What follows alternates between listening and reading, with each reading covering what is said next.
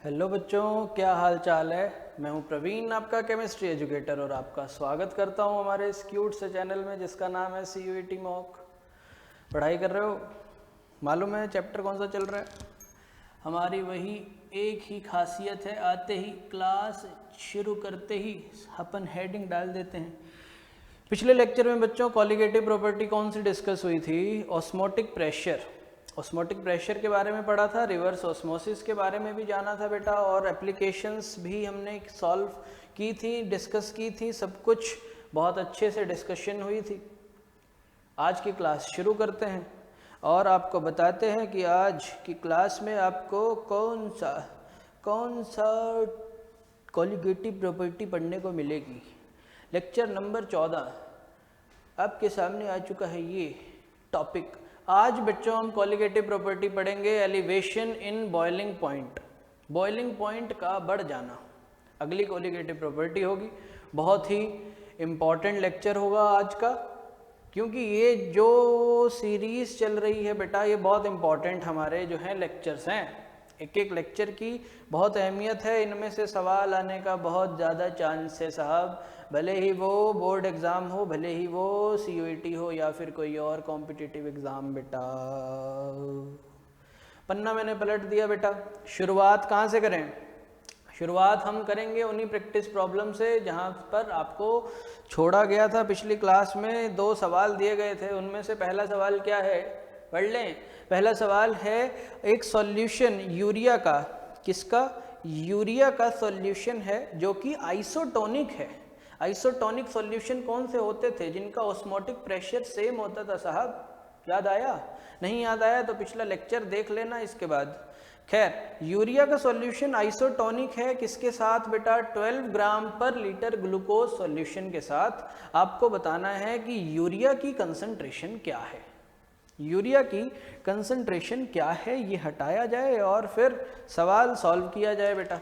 Isotonic solution, isotonic solutions का मतलब क्या होता है कि उनका ऑस्मोटिक प्रेशर बेटा सेम हो। और लास्ट लेक्चर में मैंने बताया था कि C1 RT, C2 RT, RT तो कट जाता था, बचती थी सिर्फ कंसंट्रेशन।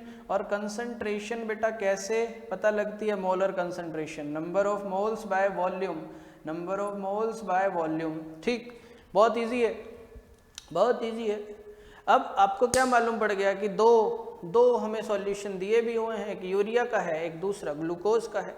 अभी यूरिया और ग्लूकोज की तो कंसंट्रेशन गिवन है बेटा। क्या दी हुई है ग्लूकोज की कंसंट्रेशन? 12 ग्राम्स पर लीटर। ठीक, 12 ग्राम पर लीटर ये ग्लूकोज की कंसंट्रेशन गिवन है। इसका मतलब उधर का वॉल्यूम मालूम है ना? 1 क्यों लिखा है? यहाँ 1 नहीं आएगा साहब, सही रहे अभी देख लिया, नहीं तो आप बाद में कमेंट करते सर आपने तो 1 लिख दिया। इधर 2 आएगा बेटा। और V2 अपने को मालूम है 1 लीटर, V2 इज 1 लीटर। तो हम इधर भी क्या लेकर चलेंगे? 1 लीटर सॉल्यूशन हम लेकर चलेंगे यूरिया का। हमें मालूम थोड़ी है कि उसमें क्या कंसंट्रेशन है, पर हम कंसंट्रेशन कैलकुलेट किस में करेंगे बेटा? 1 लीटर वाले में। ठीक, अभी यूरिया का फॉर्मूला जानते हो? NH2CONH2, जिसका मॉलिक्यूलर मास होता है mm कितना? 60 बेटा। तो अगर हम मान लें कि x ग्राम जो है पर लीटर मौजूद है, किसका? यूरिया का कितना मौजूद है? x ग्राम पर लीटर।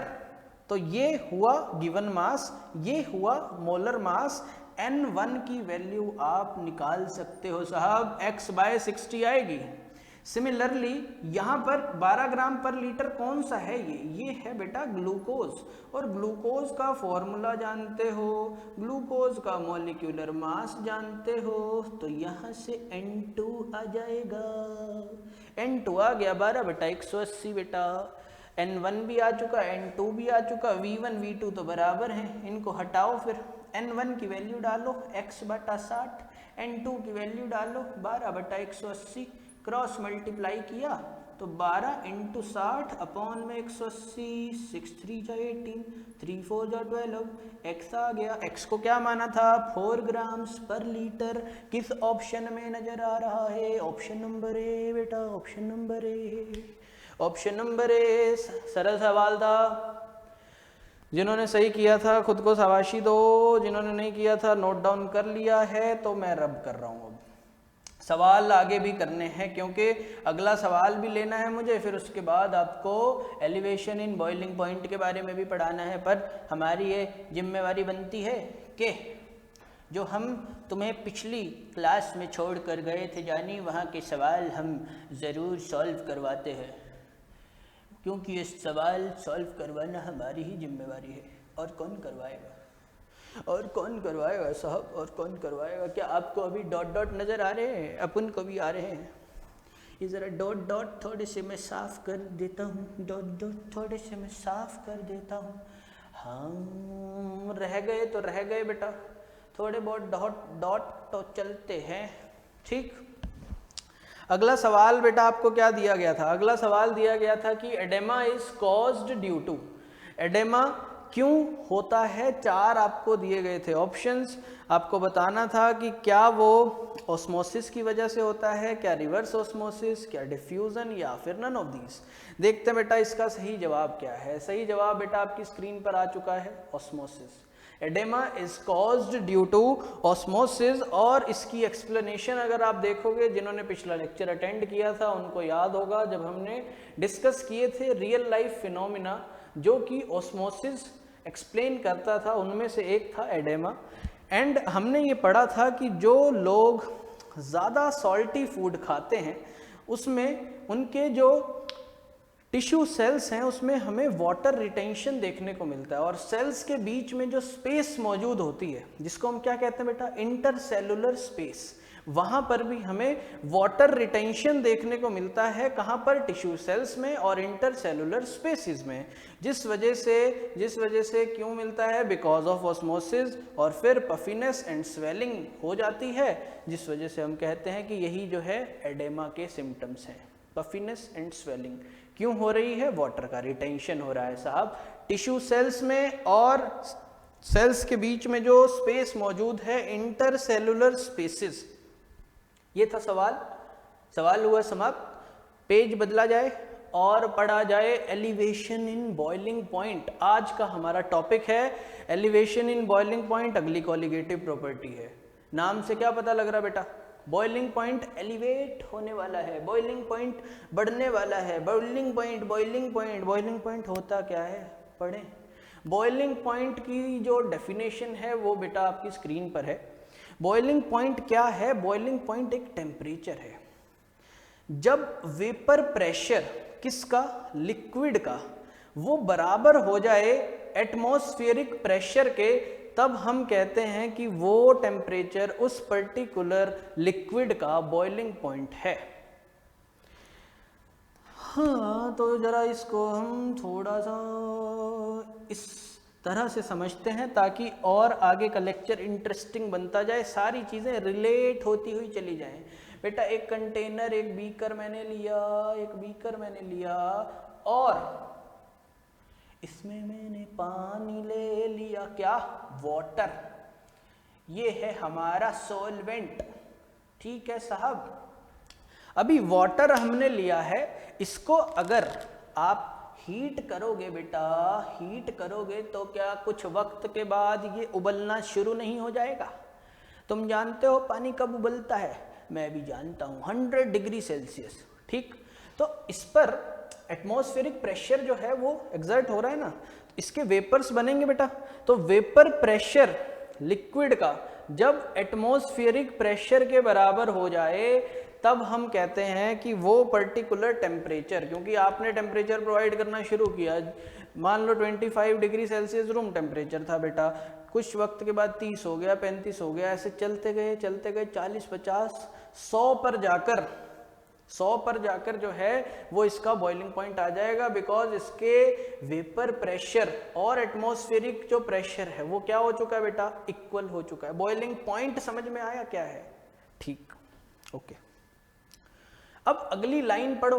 अगली लाइन में लिखा है कि अगर हम ऐड कर दें, क्या ऐड कर दें बेटा, the addition of non volatile solute.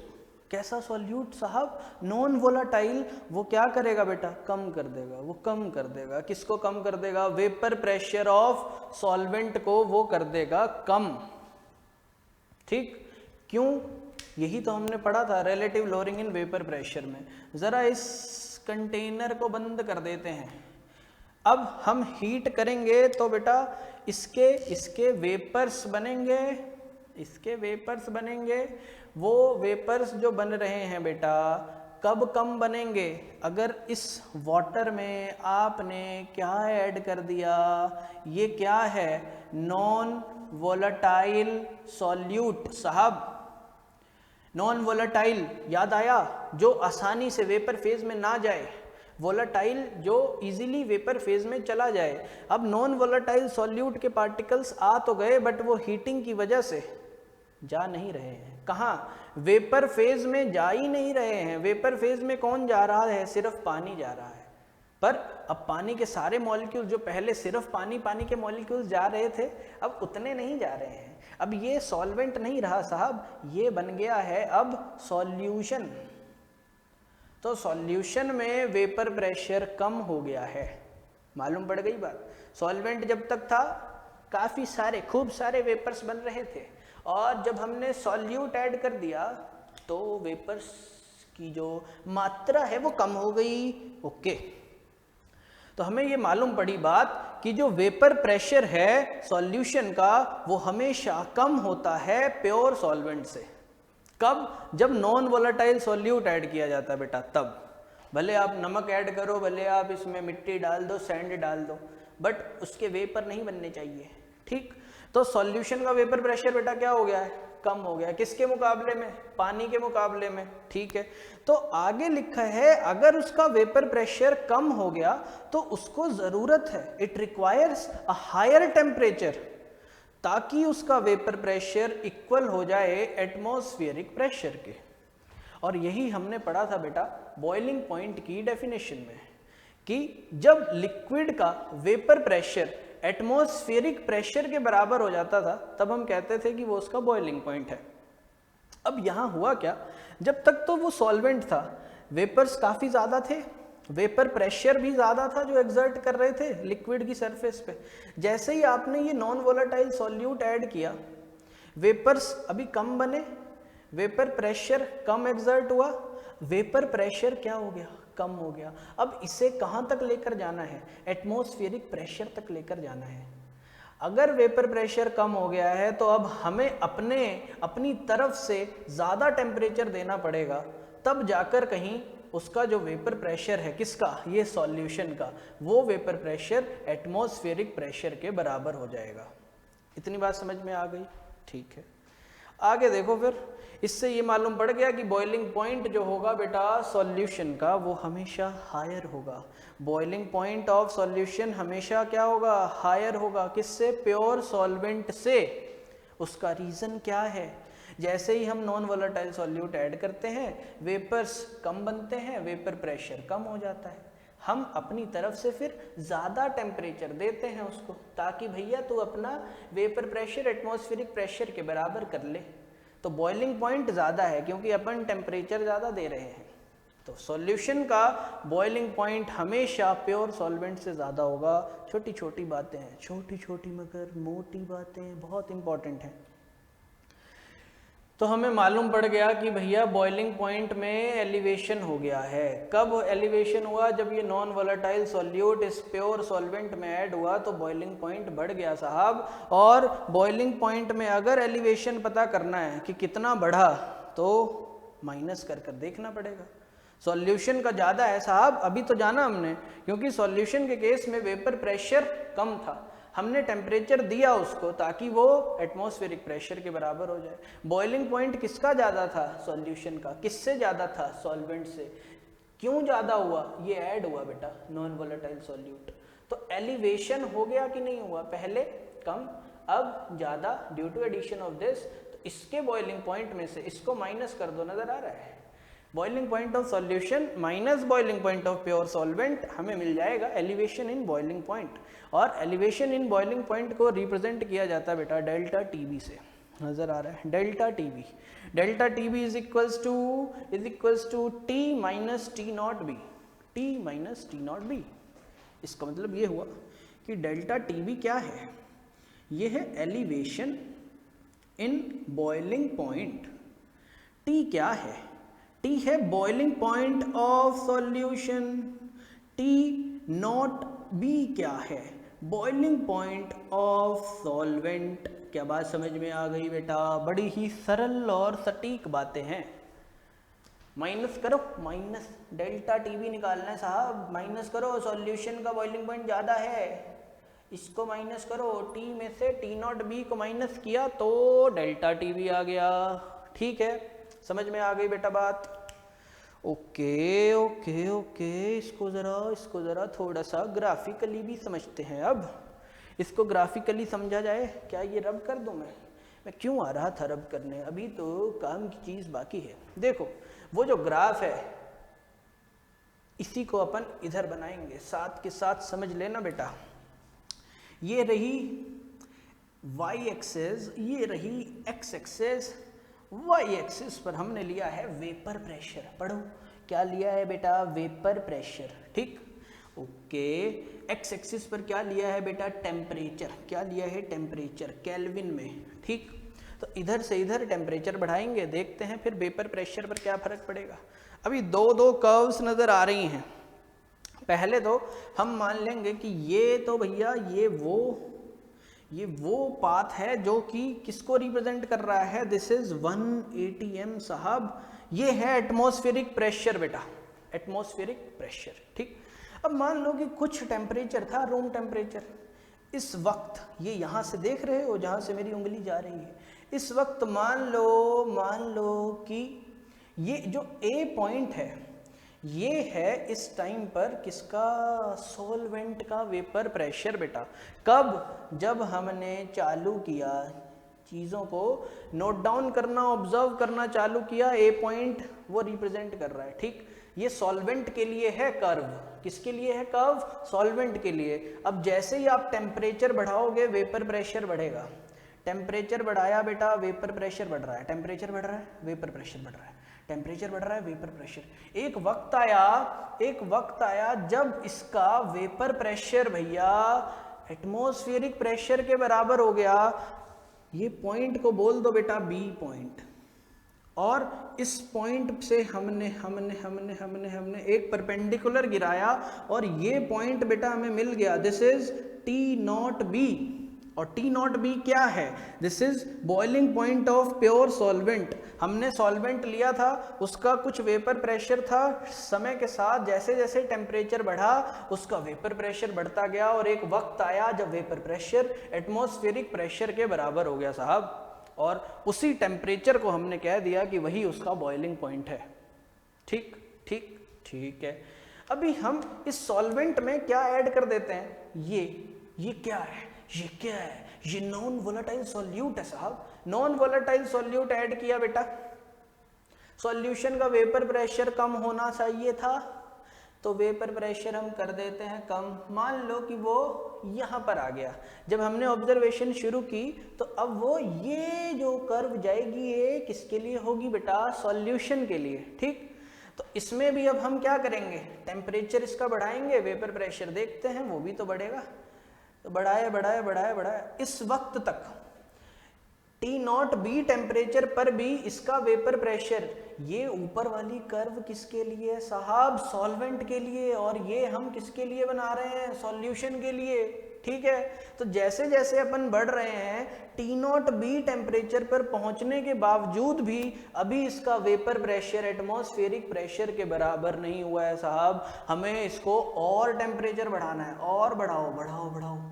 Finally इस पॉइंट पर जाकर, ये है डी पॉइंट बेटा, यहाँ से मैंने एक परपेंडिकुलर गिराया, इसको मैंने बोल दिया T, and this T represent the boiling point of solution. हमें और थोड़ा सा ज़्यादा टेम्परेचर देना पड़ा तब जाके इसका वेपर प्रेशर इसके एटमॉस्फेरिक प्रेशर के बराबर हुआ, किसके? एटमॉस्फेरिक प्रेशर के। तो ये जो डिफरेंस है बेटा, दिस डेल्टा टीबी, यही क्या है? Elevation in boiling point. क्या अच्छे से समझ आ गई बात? क्या अच्छे से समझ आ गई बात? ठीक है, ठीक है, ओके बेटा। चलो आगे चलते हैं, मैथमेटिकल इंटरप्रिटेशन समझते हैं इसकी। सबसे पहली बात क्या मालूम होनी चाहिए? एलिवेशन बॉइलिंग पॉइंट बढ़ा ही क्यों? क्योंकि वेपर प्रेशर कम हुआ था। क्यों? नॉन वोलेटाइल सॉल्यूट ऐड हुआ था साहब। नॉन वोलेटाइल सॉल्यूट क्योंकि ऐड हुआ था, ये हटा देते हैं ताकि आपको मैथमेटिकल इंटरप्रिटेशन अच्छे से समझ आए। नॉन वोलेटाइल सॉल्यूट बेटा जब ऐड हुआ था तो वो तो वेपर बना नहीं था, इसलिए वेपर प्रेशर सॉल्यूशन का कम हो गया। जितना वेपर प्रेशर कम हुआ उतना ही ज़्यादा टेम्परेचर नहीं देना पड़ेगा आपको। तो बॉइलिंग पॉइंट में एलिवेशन डायरेक्टली जो है हम लिख सकते हैं कि डेल्टा टीबी जो है वो डायरेक्टली प्रोपोर्शनल है डेल्टा पी के। डेल्टा पी क्या है? Lowering in vapour pressure. जितना वेपर प्रेशर कम होगा उतना ही हमें फिर टेम्परेचर ज़्यादा देना पड़ेगा ताकि उसका वेपर प्रेशर एटमॉस्फेरिक प्रेशर के बराबर हो जाए साहब। ठीक, अब ये जो लोअरिंग इन वेपर प्रेशर है डेल्टा पी जो है बेटा, वो किसके डायरेक्टली प्रोपोर्शनल है? वो है मोल फ्रैक्शन ऑफ सॉल्यूट के डायरेक्टली प्रोपोर्शनल। सॉल्यूट, ठीक है ना, ये क्या है? सॉल्यूट के डायरेक्टली प्रोपोर्शनल। जितना आप सॉल्यूट ऐड करोगे, जितने फ्रैक्शन ऑफ मोल्स किसके होंगे? सॉल्यूट के, बिकॉज सॉल्यूट कैसा है साहब? Non volatile. तो जितने ज़्यादा मोल्स आप ऐड करोगे उतना ही वेपर प्रेशर कम होगा, उतना ही आपको फिर टेम्परेचर ज़्यादा देना पड़ेगा। सही है।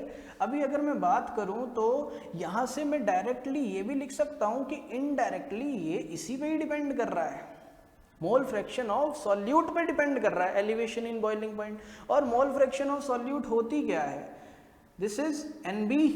इसको रब किया जाए, जल्दबाजी में दोबारा से काई बन गया, काई।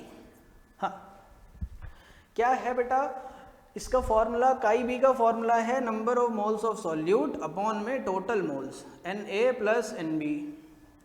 अभी नंबर ऑफ मोल्स सॉल्यूट के तो बहुत कम है ना, अपन कैसा सॉल्यूशन लेकर चल रहे हैं कॉलिगेटिव प्रॉपर्टी में? डाइल्यूट सॉल्यूशन का जिक्र हो रहा है साहब। किसका?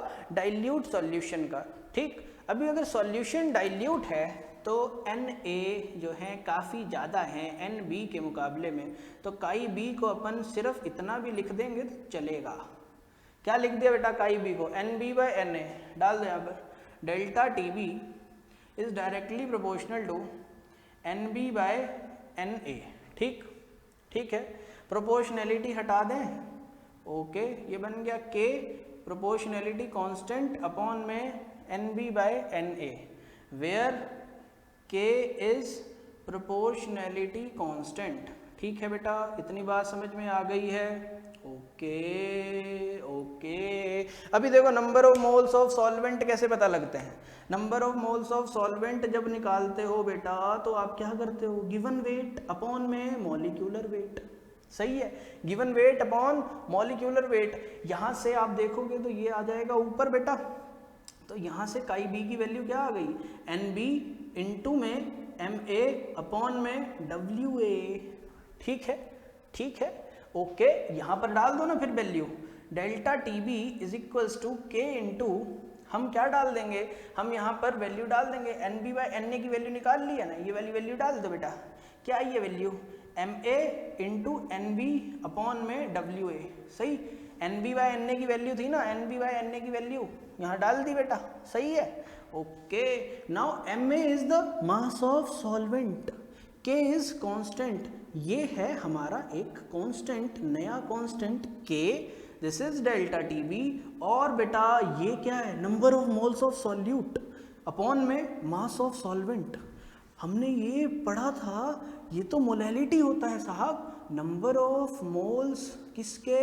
सॉल्यूट के अपॉन में अगर बेटा मास हो किसका? सॉल्वेंट का, और वो मास 1 किलो हो अगर, क्या? 1 kilogram. If weight of solvent is 1 kilogram, then this expression will become molality. बात समझ में आई? So this is new constant K B. So delta T B हमारा किसके इक्वल आ गया बेटा? K B into M, where K B क्या रिप्रेजेंट कर रहा है? के बी रिप्रेजेंट कर रहा है molal boiling point elevation constant, ठीक है, ओके। और स्मॉल m क्या है बेटा? मोलैलिटी ऑफ सॉल्यूशन, सही है। पूरी मैथमेटिकल इंटरप्रिटेशन अच्छे से समझ में आई बेटा? नोट डाउन कर ली? रब कर दूं? ओके, तो अब इसको कर देते हैं रब। रब रब करने में मजा आता है, कई बार आता है, कई बार छोटे छोटे डॉट भी तो छूट जाते हैं। फिर आपको लगता होगा कि ये सर क्या रब कर रहे हैं। अरे भैया इधर से लगता है कि नहीं रब हुआ, उधर से लगता होगा कि हो गया। अभी हम क्या करें, हम क्या करें? हम रब करेंगे, रब करेंगे, रब करेंगे जल्दी से। है बेटा, अच्छे से चीज़ें समझ आती हैं। शेयरिंग ज़रूरी होती है। मुझे लगता है कि आप ज़्यादा शेयर नहीं करते हो। लेक्चर शेयर किया करो साहब, लेक्चर शेयर करना बहुत ज़रूरी है। काम अच्छा तभी तो औरों तक पहुँचेगा।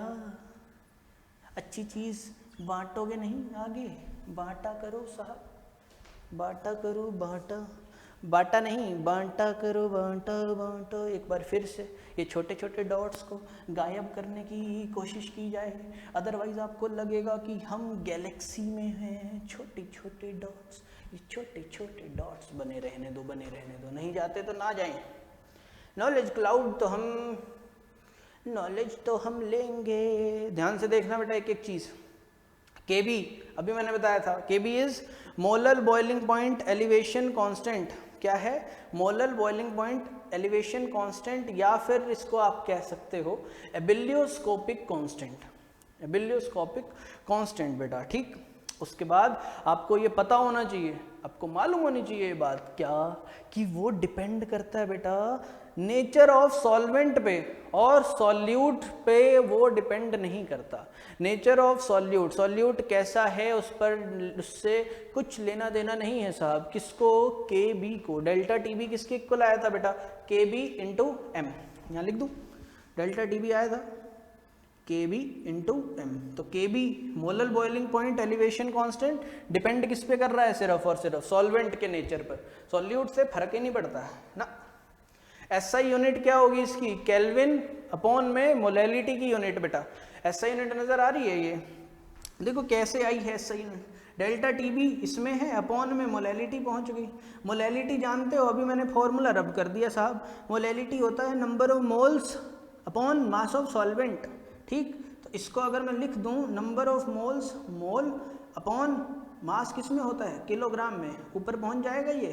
तो केबी की यूनिट क्या आ गई? केबी की यूनिट आ गई बेटा केल्विन किलोग्राम पर मोल, केल्विन किलोग्राम पर मोल, ठीक। ऐसा यूनिट केबी की समझ में आई? नोट डाउन कर लेना साथ के साथ, पेन पेपर लेकर बैठे हो, सही है। अभी आगे की ये जो चीज़ें आ रही हैं, ये अपन साथ के साथ इधर ही देखेंगे बेटा। हम जानते हैं कि डेल्टा टी बी के बी इंटू एम होता है साहब। अगर m 1 हो जाए, यानी कि 1 मोलल सॉल्यूशन, 1 मोल सॉल्यूट का 1 किलो सॉल्वेंट में डिसॉल्व हो जाए, तो डेल्टा टी बी के बी के इक्वल आ जाएगा। क्या यही आ जाएगा बेटा? अभी मोलैलिटी आती कैसे है? मोलैलिटी आप जानते हो, number of moles of solute. Number of moles of solute कैसे निकलते हैं? Given weight by molecular weight into upon में क्या आता है? Mass of solvent Ma, into में करेंगे 1000 से गुणा। अगर वेट ऑफ सॉल्वेंट किस में होगा? वेट ऑफ सॉल्वेंट होगा बेटा, ये Ma की जगह आएगा WA। M को उल्टा कर दो, M को उल्टा उल्टा, यहाँ क्या आएगा बेटा? WA। नजर आ रहा है कि नहीं आ रहा है? नहीं आ रहा है? आ रहा होगा, थोड़ा थोड़ा तो आ रहा होगा, ठीक। तो ये नजर आ रही है M की वाली वैल्यू, M की वैल्यू यहाँ पर पुट कर दो, तो एक्सप्रेशन डेल्टा टी बी क्या बन गया? K B multiply W B by M B into 1000 upon में WA। सही है बेटा, यही चीज़ तो लिखी है। समझ में आ गई? समझ में आ गई? क्या क्या रब कर दें इसको? सिर्फ समझाने के लिए था कि जब मोलैलिटी 1 होगी तो डेल्टा टी बी के बी के ही इक्वल हो जाएगा, और आपको ये फॉर्मूला अभी आगे काम आएगा। सही है, तो फॉर्मूले के लिए ही तो हम बैठे हैं, ताकि सवाल भी निकाल लें। समझ तो लिया एलिवेशन कब होगा बॉइलिंग पॉइंट में? कब होगा आपको मालूम है? एलिवेशन तब होगा जब ये नॉन वोलेटाइल सॉल्यूट ऐड होगा, वेपर प्रेशर कम हो जाएगा, हम अपनी तरफ से ज़्यादा टेम्परेचर देंगे बेटा। सही। अभी molal boiling point, elevation constant और एंथैल्पी ऑफ वेपराइजेशन के बीच में भी बेटा जो रिलेशन है वो देख लो, बिकॉज सवाल कहीं से भी आ सकता है। कुछ छोड़ेंगे नहीं, कुछ छोड़ेंगे नहीं, एक एक करके चीज़ें आ रही हैं। फॉर्मूला आपको क्या इंपॉर्टेंट आपको माइंड में होना चाहिए, ये जो आपको नज़र आ रहा है बेटा, जिसको मैंने एनसर्कल भी कर दिया है। के बी किसके इक्वल है? R into T naught square upon में 1000 into latent heat of vaporization. Similarly आप देखोगे M A into R T naught square upon में 1000 into delta H of vaporization. क्या चीज़ क्या रिप्रेजेंट कर रही है वो एक बार देख लो। टी नॉट क्या है? Boiling point of pure solvent, ये जो बेटा टी नॉट बी लिखा था मैंने, ठीक। उसके बाद लेटेंट हीट ऑफ वेपराइजेशन पर gram of solvent, and delta H अगर आएगा तो लेटेंट हीट ऑफ वेपराइजेशन पर मोल ऑफ सॉल्वेंट। एक ग्राम में तब वाला फॉर्मूला यूज करोगे, पर ग्राम वाला दिया होगा जब। अगर पर मोल वाली आपको वेपराइजेशन की दी हुई है हीट, तो लेटेंट हीट पता है ना, छुपी हुई हीट, फेज चेंज होता है, जो सिर्फ फेज चेंज होता है साहब, ठीक। एम ए क्या है बेटा? मॉलिक्यूलर मास सॉल्वेंट का, दूसरे वाले फॉर्मूले में इस्तेमाल होगा। आर है गैस कांस्टेंट, और आपको इसकी वैल्यू बहुत ही मतलब कि अपने समझदारी से इस्तेमाल करनी है। रीज़न, अगर आपको एंथैल्पी हीट जो है वेपराइजेशन की, लेटेंट हीट वेपराइजेशन वाली जूल्स में दी हुई, तो आप ये वाली वैल्यू यूज़ करोगे 8.314 जूल पर केल्विन पर मोल। अगर आपको delta H of vaporization calories में दिया हुआ, तो आप 2 कैलोरी पर केल्विन पर मोल यूज़ करोगे। ये छोटी सी बातें हैं बट इम्पॉर्टेंट बहुत हैं, बिकॉज जब सवाल आते हैं तो ये छोटी छोटी बातें ये भूल जाते हैं बच्चे, और नंबर नहीं आते हैं, फिर घर वालों से लात खाते हैं, ठीक। आगे देखो, अभी न्यूमेरिकल प्रॉब्लम सॉल्व करने का वक्त आ गया बेटा। सवाल लगाए जाएं। आज की क्लास में काफ़ी कुछ सीख लिया है, अभी हम पूरे एकदम तैयार हैं, वार कर देंगे। आरंभ है प्रचंड बोले मस्तकों के झुंड, आज जंग की घड़ी की तुम गुहार दो। पहला ये क्वेश्चन आ गया है, इसको जल्दी से गोलियों से मार दो। चलो, 18 ग्राम ऑफ ग्लूकोज, ओके, उसको डिसॉल्व किया गया 1 किलो पानी में, ठीक है। हमें बताना है बॉइलिंग पॉइंट क्या होगा पानी का बॉइलिंग पॉइंट क्या होगा।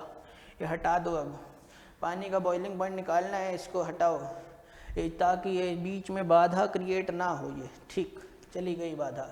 बॉइलिंग पॉइंट वैसे मालूम है ना बेटा, बॉइलिंग पॉइंट ऑफ वाटर कितना होता है? 100 डिग्री सेल्सियस।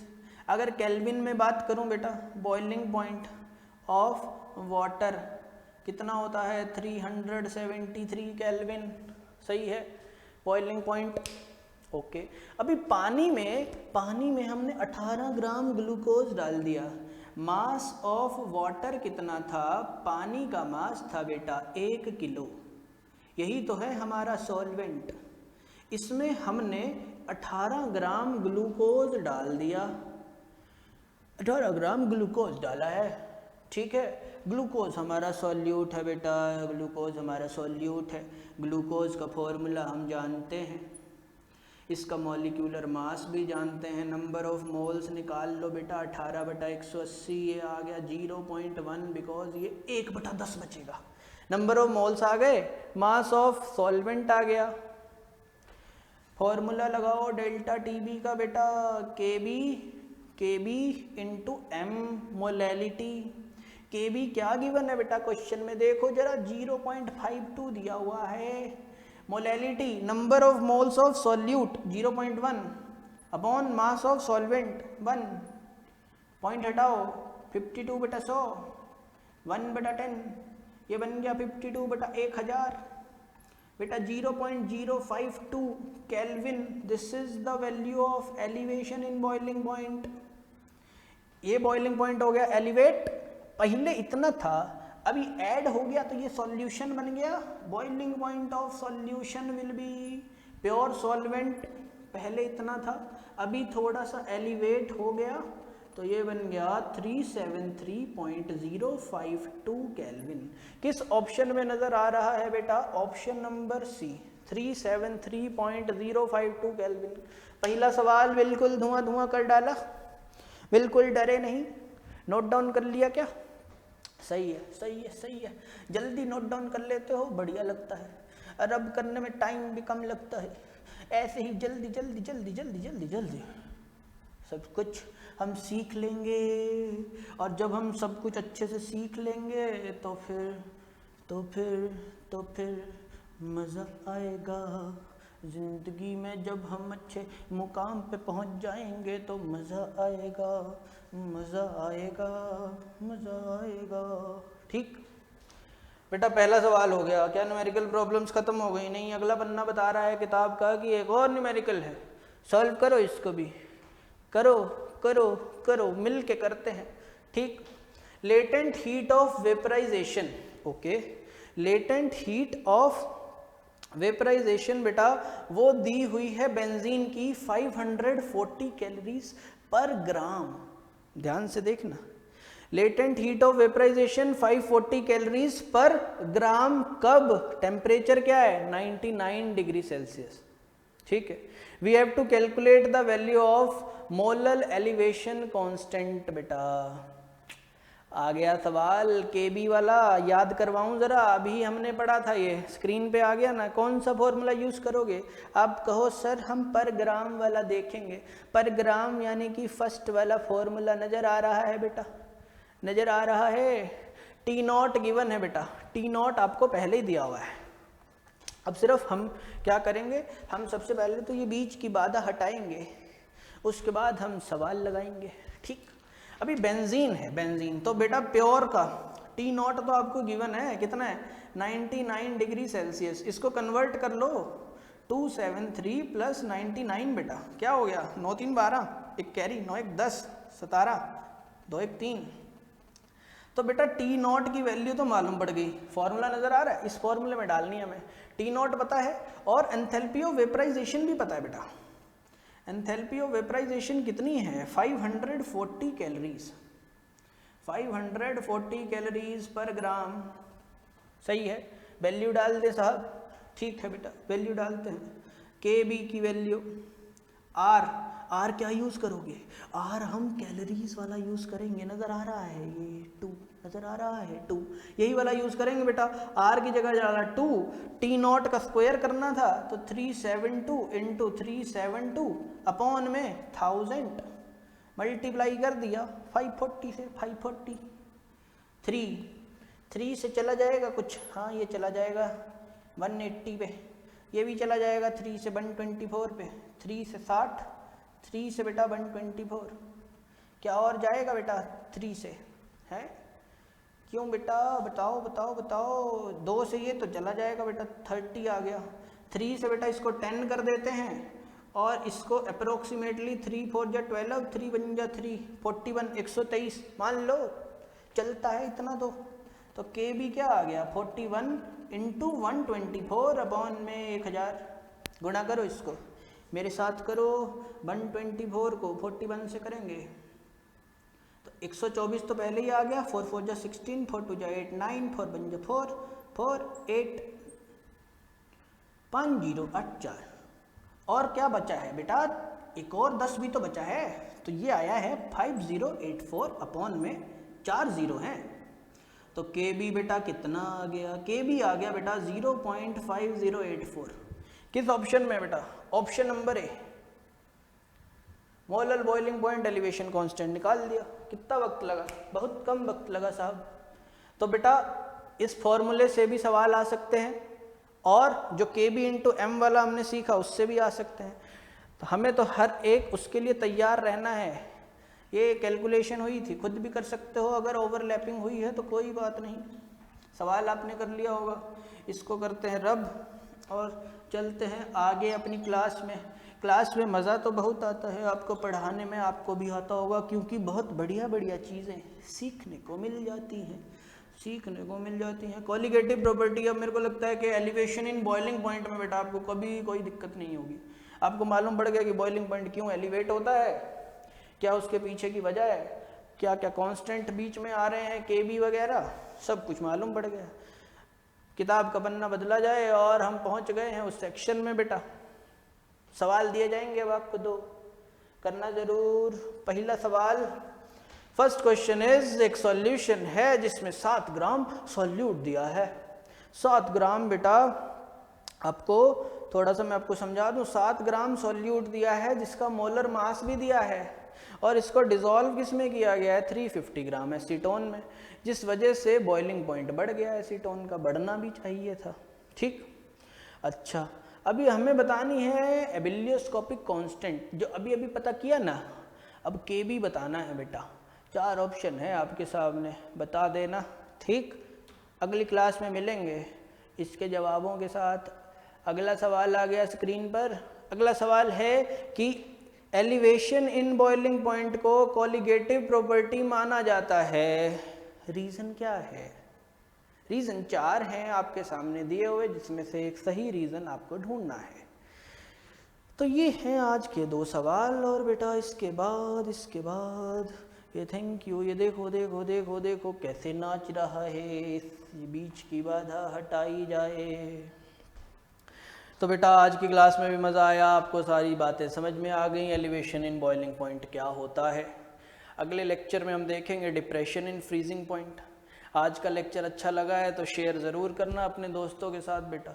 अगर आप में से कोई नया है तो अभी के अभी चैनल सब्सक्राइब कर लो, ताकि अगली वीडियो का अपडेट आपको मिले।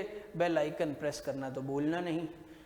इंस्टाग्राम चलाते हो तो पेज भी फॉलो कर लो CUET मॉक का, अच्छे सवाल वहाँ भी करने को मिलेंगे। सही है, तो ठीक है, फिर मिलेंगे बेटा अगली बार अगली क्लास में डिप्रेशन इन फ्रीजिंग पॉइंट के साथ। ठीक है, तो तब तक खुश रहो, आबाद रहो, बाय।